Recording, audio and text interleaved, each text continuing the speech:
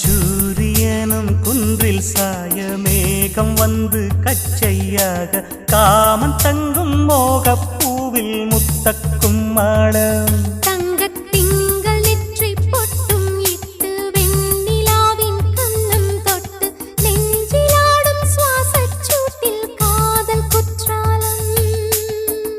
தேன் தெளிக்கும் தென்றலாய் நின்னருகில் வந்து நான் சேலை நதி ஓரமாய் நீந்தி விளையாடவா நாளும் மின்னல் கொஞ்சம்